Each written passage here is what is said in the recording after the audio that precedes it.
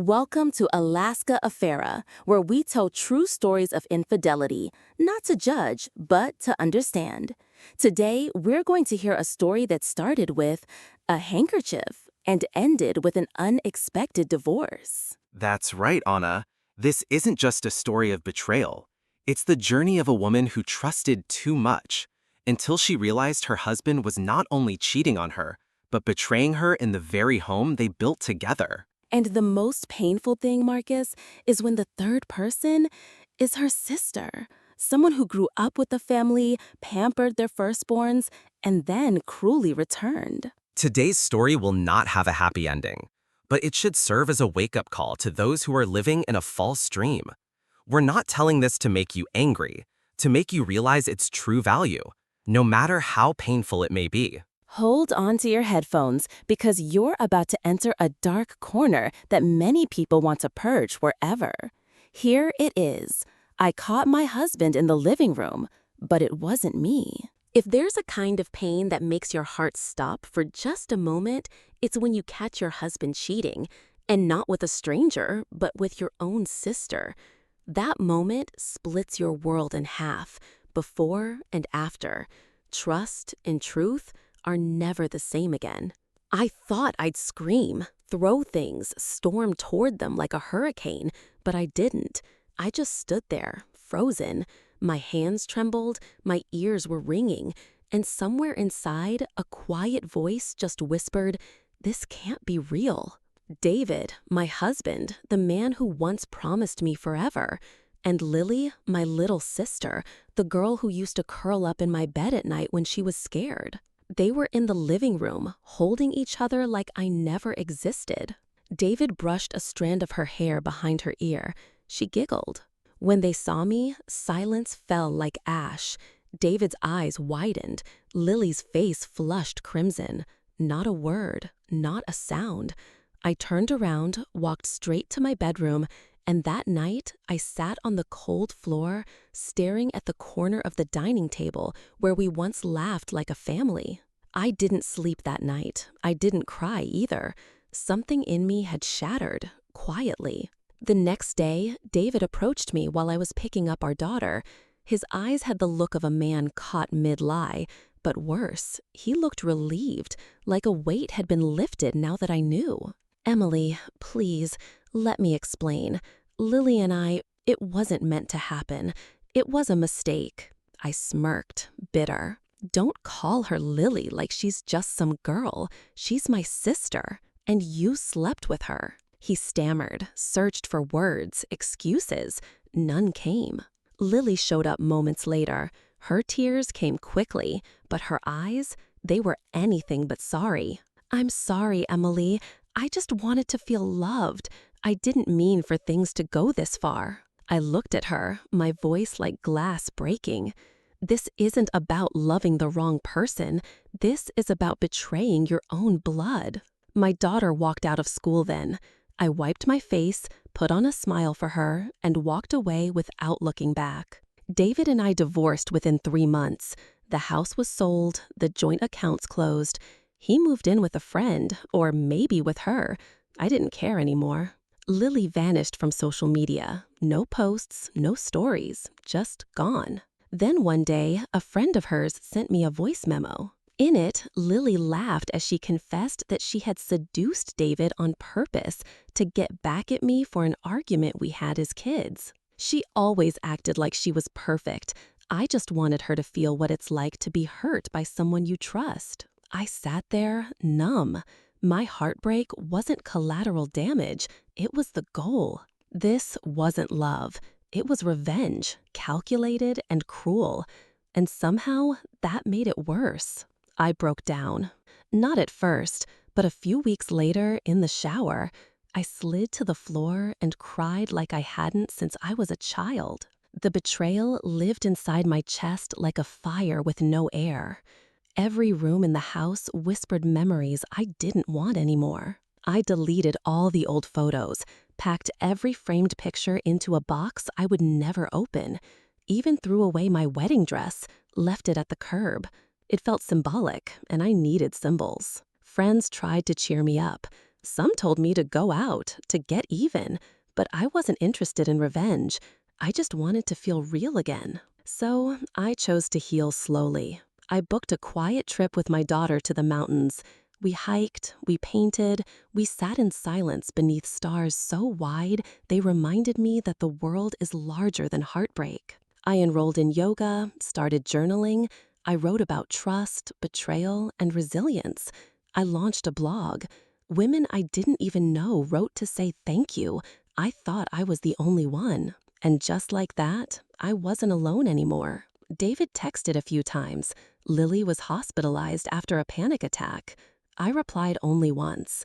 You don't put your hand in fire and expect it not to burn. No reply, just silence. And that was fine with me. Months passed, seasons changed. One morning, I woke up and didn't think about them first. That's when I knew I was healing. I had learned something I never asked to learn. Betrayal doesn't come from enemies.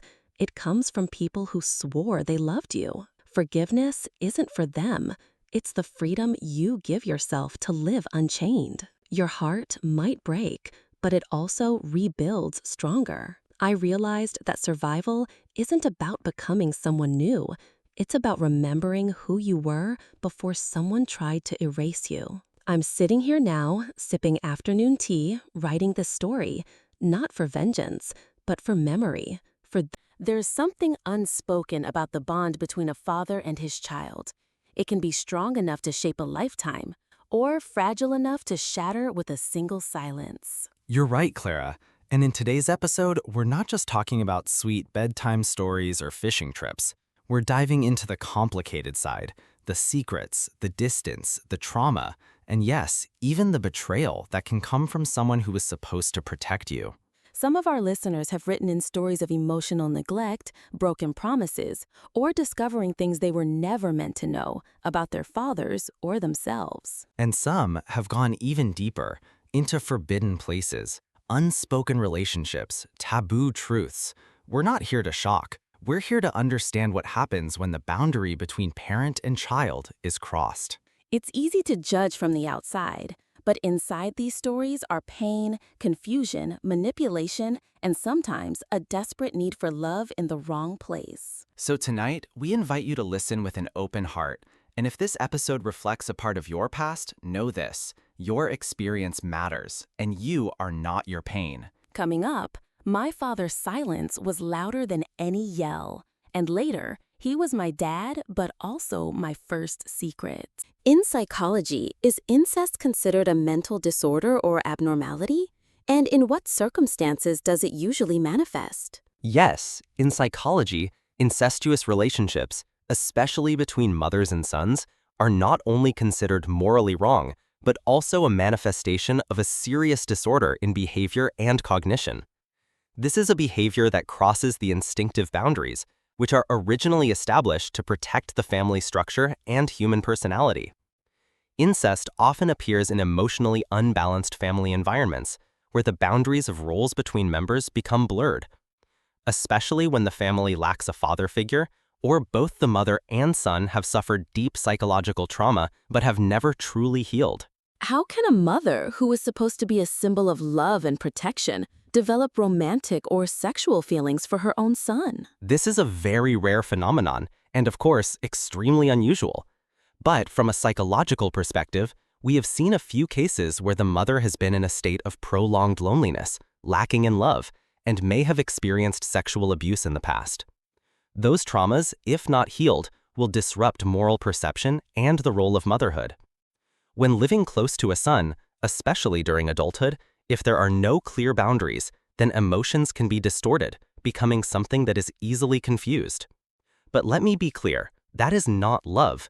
It is a distortion in perception, a confusion caused by an improperly processed trauma. If it is a stepson, not blood-related, can daily intimacy blur the moral boundaries? Yes, the lack of blood ties in the mother-stepson relationship makes it easier for the moral boundaries to be blurred. Daily intimacy, caring together, sharing space, especially when the single mother is traumatized and the son lacks the role of a guiding father, will create a risky bond. Many people involved initially do not see it as wrong. They think it is a special feeling. But in fact, this is the result of a lack of understanding of the psychological and moral boundaries in a restructured family. Do both people in this deviant relationship have psychological trauma from childhood? Exactly. Most of these cases have one thing in common. Both the mother and the child have experienced childhood trauma, abandonment, lack of love, or emotional abuse. When two broken souls try to fill each other's void, they easily create a dangerous bond, not of true love, but of pain. I call it misaligned empathy. They feel safe with each other, but they don't know the line between maternal love and over-the-top love. That's why early intervention, timely treatment is so important. What might a mother in this situation be suffering emotionally? A mother in this situation is often suffering from a very deep emotional isolation. They feel like they are no longer women, no one cares, and sometimes the pain of a divorce, betrayal, or loss makes them lose their way. They seek refuge in their son, a spiritual support, and then the roles of mother and partner are reversed. But remember, this is a distorted transformation of trauma, not a true love, and it is never a healthy relationship, both morally and psychologically. If they want to get out of that relationship, can it be treated? It can, but it is not easy. Therapy for cases like this requires a long, patient journey. It starts with separating both parties from their common environment and continues with behavioral, cognitive, and childhood trauma therapy. They need to relearn how to love themselves, re-identify, and most importantly, accept that this relationship should not and must not exist. The support of an experienced therapist is indispensable, and sometimes legal intervention is required. Doctor, what advice do you have for families with stepchildren or stepchildren to avoid crossing the line? It is possible, but not easy. Treatment for cases like this requires a long, patient journey. It starts with detaching both parties from their shared environment and continues with behavioral, cognitive, and childhood trauma therapy. They need to relearn how to love themselves, re-identify, and most importantly, accept that this relationship should not and must not exist. The support of an experienced therapist is essential, and sometimes legal intervention is required.